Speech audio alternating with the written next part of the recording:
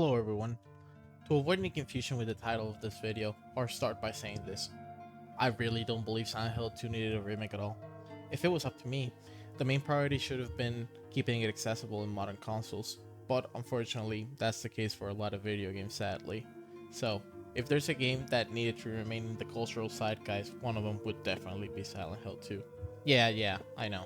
Another guy whose favorite game is Silent Hill 2, the most original opinion on YouTube. Next up, we'll see a super original video of me talking about why Fallout New Vegas is the best Western RPG. With the release of Silent Hill 2 Remake in the horizon, I wanted to keep this video for posterity as a sort of diary as to why I was kinda optimistic during this whole roller coaster of emotions with this game. Because I gotta be honest with y'all, unlike a lot of people online, I don't dislike Bloober team at all. In fact, I would have considered them a pretty decent candidate for a new Silent Hill project before the remake was announced, of course. Although I do think that Konami or even Bloober team themselves overestimated how much they could handle with the remake of arguably one of the greatest games of all time. And while we don't have the game in our hands yet, I can safely say my opinion as to why Bloober team deserved the chance with Silent Hill.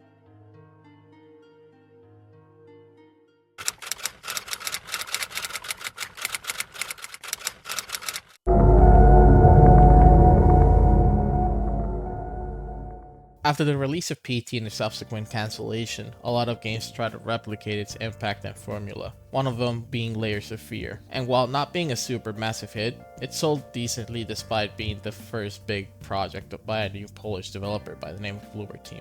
Afterwards, they released a cyberpunk themed game called Observer, which was another cult hit and personally their best game so far. A game that uses highly detailed environments and great setting to present us a series of murder cases in cyberpunk apartments that managed to create a genuine tense atmosphere, some really disturbing imagery with that. Afterwards, they announced Blair Witch, which is widely considered their worst game, and I gotta say, people aren't exactly wrong on that one.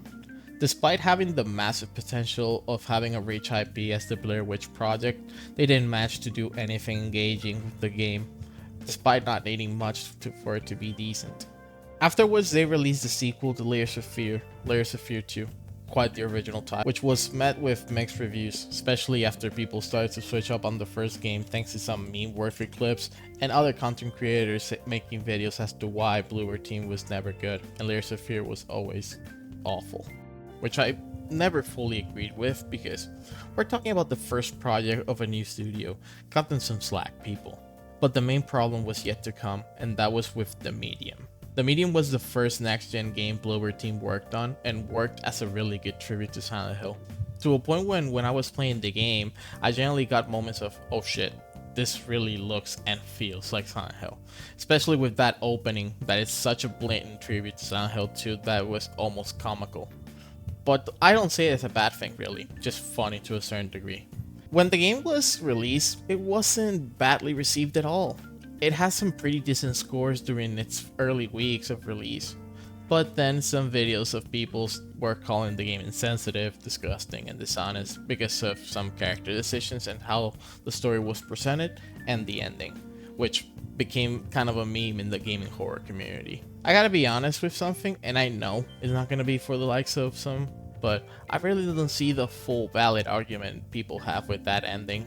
And I mean, I kinda see their dislike to some of the story choices, but I don't really think the game and the entire studio's quality should be objectively measured by the interpretation of people. And I know that the ending, to avoid spoilers, is really bleak, and that some people didn't like what it implied, but I gotta be honest, not every story needs to be giving you a message or giving you a morality check. Sometimes stories can and should be allowed to be just bleak and mean-spirited. Having so many games that already give you a positive ending, why not just have an ending where everything just goes wrong? But I digress. The Medium was a fairly successful game to a point that it helped Bloober team fund a remake of the first Layers of Fear game, which was also not very well received. But most importantly, it attracted the attention of a very important company into the equation. And that company was good old Konami. In 2021, Konami announced that Bloober team would be partnering up with them in a new project, which almost everyone knew at that point it was going to be a Silent Hill game. But after that, nothing. Literally nothing. For over a year. During May of 2022, some screenshots from some rumored Silent Hill games were leaked to the public. and some of them seem to be from a Silent Hill 2 remake. But since we didn't know exactly what the hell was going on with Silent Hill, apart from some rumors that multiple devs were working on some games that led to nothing, we really didn't know anything to go off of until October of 2022 when Konami announced the new Silent Hill transmission, a live stream that would give us updates on our beloved franchise. And what was shown in these would change the Silent Hill fan base forever.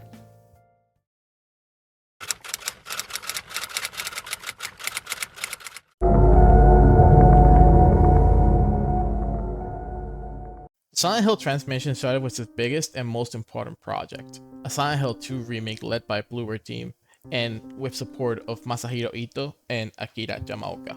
The trailer itself was very hit and miss for me personally. I really didn't like the new opening of the game, and James's face looked hideous as fuck, and a couple of other things. But despite that, the trailer really got me hyped. Like I said previously, Silent Hill 2 is my favorite game of all time, and seeing it return in such a big way, I ain't gonna lie, it's not an easy thing to process.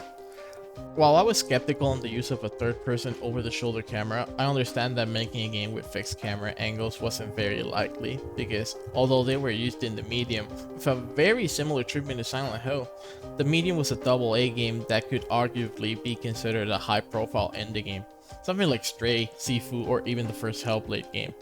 That allowed Bloober team to have a lot more creative freedom with the game, and it wouldn't be surprising at all that when they were first approached by Konami, they wanted to make a remake with fixed camera angles, but I'm willing to bet that Konami was the one that pushed for a more commercially appealing camera and gameplay. But despite that, I got used to it, and it made me intrigued on how they would approach some moments like the Brookhaven apartments, for example. Overall, I was hyped but cautious because of obvious reasons. But I was willing to see what was in store for us, but unfortunately for a large number of people on the internet weren't exactly on the same zip code as me.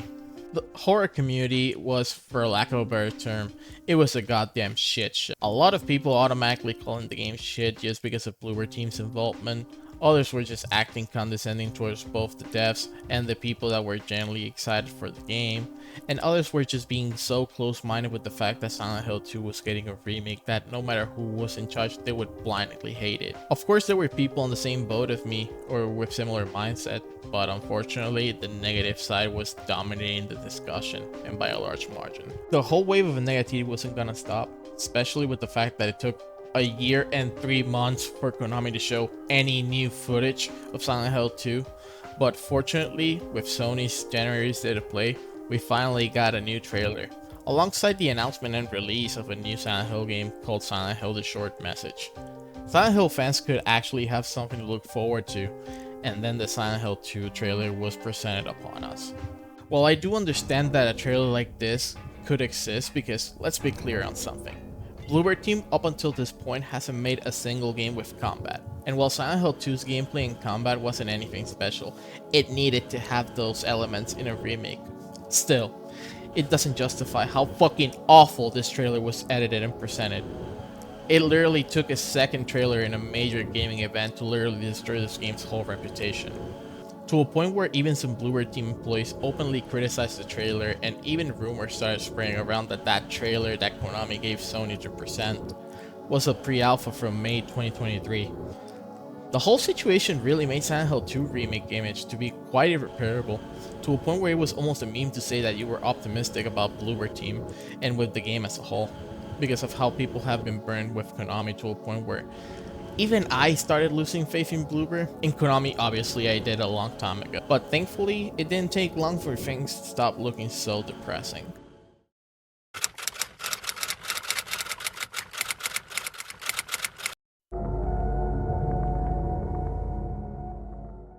During the middle of May, Konami announced that in Silent Hill Transmission, those that wanted to see more of the game were at this point cynical, and justifiably so. We didn't even know if what we would see would be better or even worse than what was presented in January. Curiously enough, Sony announced a state of play for that same day. I really wasn't surprised and had no suspicions whatsoever, because we were on the E3 era where every company wanted to present something on a live stream. And secondly, like I said before, I really wasn't sure if I wanted to see more of the game because of it being lower quality than it was already, if that was even possible. So if there was something to be shown in those events, I really didn't care to be filled with hype. But the day arrived, and while watching the state of play, something was presented upon us. A trailer. A trailer that not only looked quite good, but quite an improvement on almost everything. James's face wasn't hideous anymore, the gameplay trailer was more atmospheric and more in line with the original, and of course we got our first look at Angela. While I do understand that there were some very awful vocal sectors complaining about her design, calling it a DEI insert, I respectfully reply with, "You people have no fucking idea of the game or the characters, do you, you Neanderthal looking fuck?" As you can imply, I really like Angela's redesign, because it kept the original outfit but also changing her facial features to appear more in line with a 19-year-old. And I gotta say, I've been friends with people that have suffered similar traumas to Angela's, and I gotta say they don't look a lot like supermodels or even aged up adults like she looked in the original. They look normal like you and me. And that's why I dig it so much. And it can also help making her backstory far more disturbing. Alongside that, we also got our first look at the Abstract Daddy, and it looked so good. It looks almost identical to its original counterpart. It's literally how I pictured it in my mind almost 20 years ago. And finally, we got a release date at the end of the trailer, October 8th, 2024. Of course, after the state of play, we got a transmission that brought us an extended 13-minute look at the gameplay, and it looked amazing. It really captured the atmosphere almost perfectly, something that Bloober team was gonna nail yes or yes based on their previous projects. The gameplay, while having a third-person over-the-shoulder camera, kept some of the clunkiness to emphasize that James is just a normal guy and doesn't really know how to fight properly.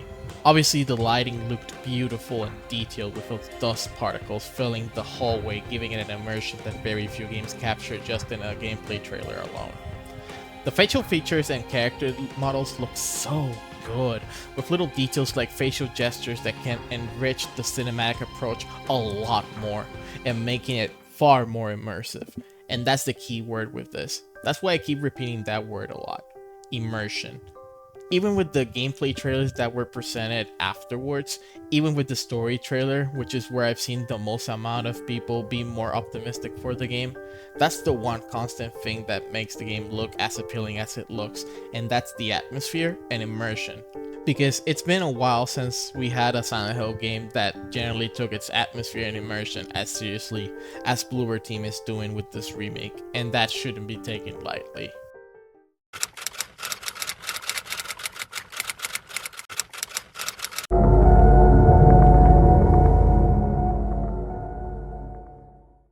And now here we are, waiting for its release date.